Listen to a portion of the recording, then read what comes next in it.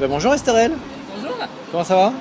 ça va mieux, j'ai mangé avec toi. Ah, c'est sympa. Alors aujourd'hui tu viens nous présenter en 7 points en moins de 7 minutes comment on décrypte une fameuse étiquette. C'est l'étiquette de notre dessert aujourd'hui. D'accord. La première chose à regarder sur une étiquette, c'est la longueur. Plus c'est court, mieux c'est. Moins il y a d'ingrédients, plus ça peut ressembler à quelque chose qu'on aura fait à la maison.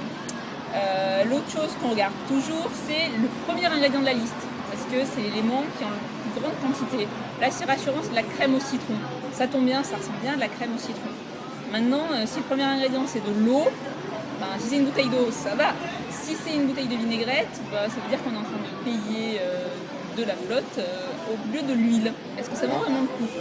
Si c'est un gâteau, si c'est le sucre le premier ingrédient, ça va poser un souci. Si on fait un gâteau à la maison, c'est pas le sucre qu'on met le plus. L'autre chose à regarder qui me fait toujours tiquer, c'est le sirop de glucose fructose.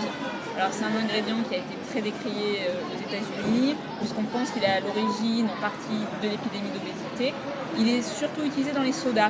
Maintenant, c'est un sucre liquide qui se stocke bien, qui est facile à utiliser, qui est super croustillant. Il aurait des effets sur les triglycérides à éviter. Point numéro 4 alors c'est Le numéro 4, c'est l'huile de palme. la fameuse, The ah oui. Famous. Alors l'huile de palme, à la limite, c'est facile parce que quand c'est écrit huile de palme, on sait que c'est mauvais pour la santé, pour nos petites artères, mais c'est aussi surtout mauvais pour l'environnement parce que c'est à cause d'une partie de la déforestation. D'accord. Donc, si vous aimez les orang-outans, ne mangez pas d'huile de palme. Ok, ce qui nous amène au point 5. Parce que l'huile de palme, Si quand c'est c'est marqué, écrit, ouais. c'est facile à utiliser, mais qu'est-ce qu'on met parfois? Huile végétale. Alors l'huile végétale, l'huile de palme est une huile végétale. Alors s'il y a écrit que huile végétale, il y a quand même un gros point d'interrogation. Mais certains mettent huile végétale, entre parenthèses, colza, tournesol.